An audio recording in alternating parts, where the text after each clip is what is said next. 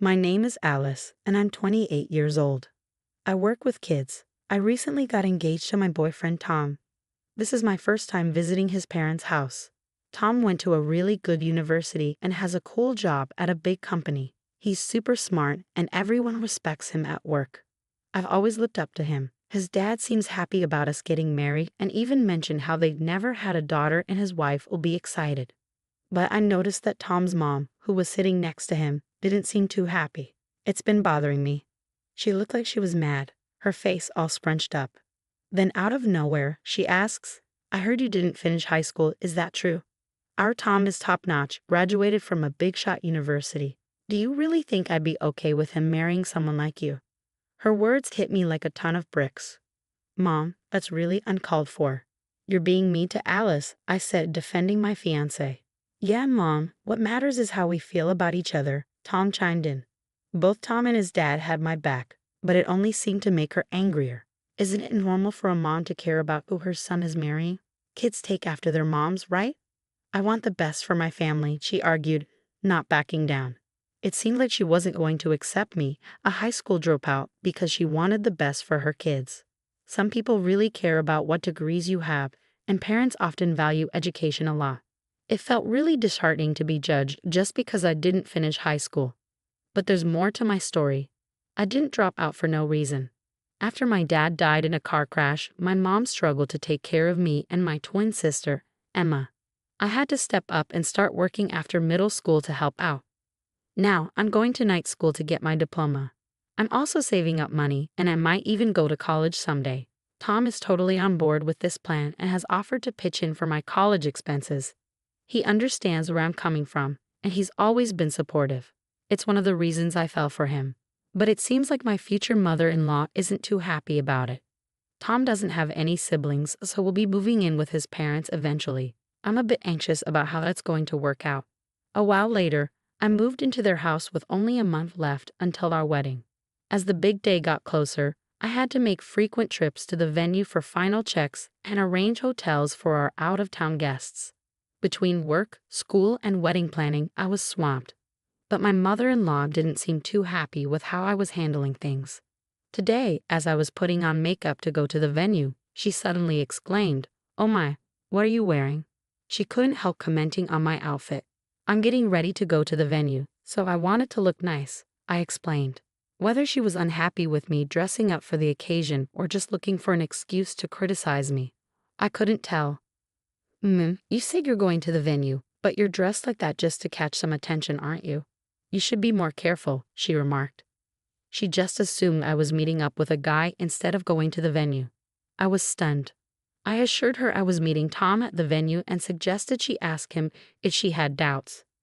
But she wouldn't listen and insisted I was meeting someone else. Then, out of nowhere, she messed up my carefully styled hair.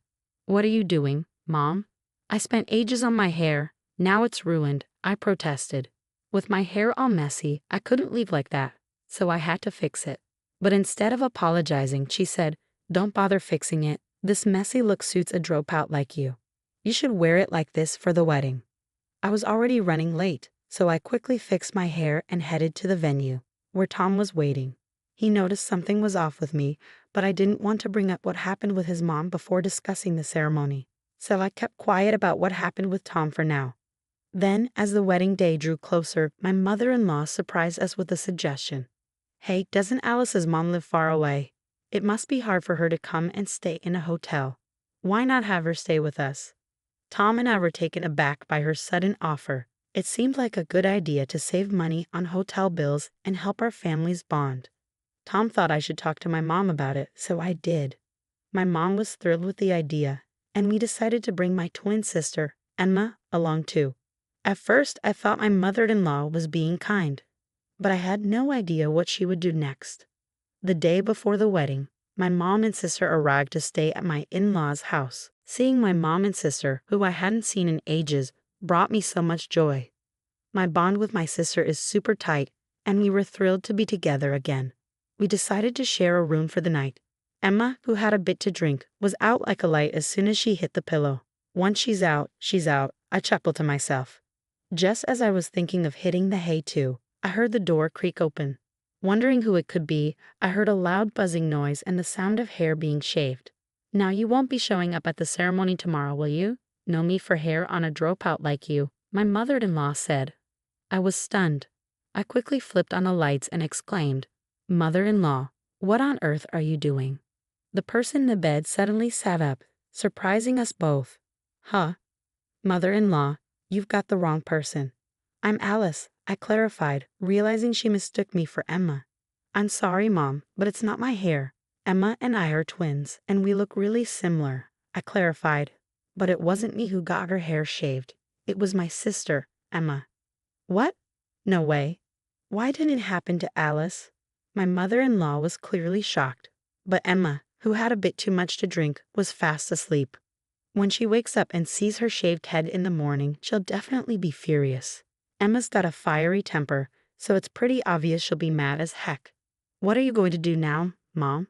"I can't cover for you," I admitted, feeling guilty. Maybe my mother-in-law left the room looking pale. The next morning, when Emma saw herself in the mirror and realized she was bald, she was both shocked and furious.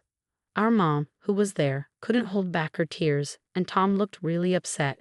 "This is awful. Who could have done such a thing?" So I spilled the beans about what happened the previous day in front of everyone. I wondered how my mother-in-law would react when she woke up, but she wasn't around. My father-in-law told me she had mentioned going for an early morning walk and hadn't come back yet. I started to worry that she might have left, so I decided to tell our family everything and began looking for her. About 30 minutes later, a relative called to say they found her at a nearby convenience store, and my father-in-law went to get her. When she got back home, seemingly unaware of the search, she immediately started making excuses. "I didn't do anything wrong. It's all Alice's fault. She used the clippers herself and shaved Emma's hair while she was sleeping," she claimed, much to my surprise. My mother-in-law was trying to blame me for everything, which left me completely stunned. I couldn't hold back and retorted, "That's absurd. I didn't do anything wrong. Weren't you the one who entered the room yesterday? It's unbelievable that you're still lying." But she was adamant about not admitting her mistake. Then my father-in-law seemed to recall something and went outside, returning with something in his hand. "Alice, could this be the clipper?" As I looked at the clipper he held, it was unmistakably the one my mother-in-law used to shave off Emma's hair last night. "That's it. That's the clipper." But where was it? It turned out that the clipper originally belonged to my father-in-law, who always cared about his appearance and carried grooming tools with him. When they checked the car, where he kept his grooming tools, they found it had been rummaged through and the clipper was missing. "I always leave my car keys in the bedroom.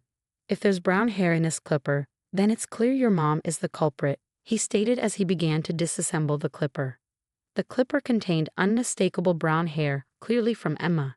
She must have hurriedly left in the dark and didn't properly clean up the hair, my mother-in-law admitted, dropping to her knees as she noticed the evidence. "Alice, it's all your fault. You, a dropout with no money, tricked intelligent Tom. I wanted you out of Tom's life at any cost," she'd accused, leaving me feeling disgusted by her selfishness. Emma, who was most affected by her actions, was furious. "I don't care about your excuses. What are you going to do about this? I can't go to the wedding like this," she demanded. Upon hearing Emma's distress, my father-in-law made a quick call. Luckily, a friend who was a hairstylist agreed to come over immediately with a wig. While this would temporarily solve Emma's hair dilemma, we couldn't just ignore what my mother-in-law had done. 30 minutes later, father-in-law's friend arrived with the wig, and Emma's hair looked lovely again. Initially, father-in-law contemplated shaving my mother-in-law's hair like he did with Emma, but he decided it wouldn't provide a sense of closure. Instead, he chose to confront my mother-in-law's wrongdoing in front of everyone. Among the guests invited were the landlords to whom my mother-in-law's parents had been indebted for generations. They had a good rapport with father-in-law, and news of this incident would undoubtedly affect my mother-in-law's parents' living situation. You see, these landlords, who were close friends of my in-laws, had been giving them a discounted rent. However, upon learning about my mother-in-law's actions, the landlord, known for his integrity, would likely revert the rent to its original rate or even consider eviction. My mother-in-law's parents, who are financially strained, would then have no choice but to seek refuge with my mother-in-law. However, Tom had previously mentioned that my mother-in-law didn't have a good relationship with her parents and wouldn't be willing to assist them. For my mother-in-law, having her parents move in would be the start of a living nightmare. Wait, please. I'll be in deep trouble if you do that. I'm sorry, it was all my fault, she pleaded. I made a terrible mistake, and I'm deeply sorry, Emma. I'll compensate you for the damage. Please forgive me, my mother-in-law pleaded, repeatedly apologizing as she pressed her forehead against the floor. However, despite her apologies, Emma's hair couldn't magically grow back.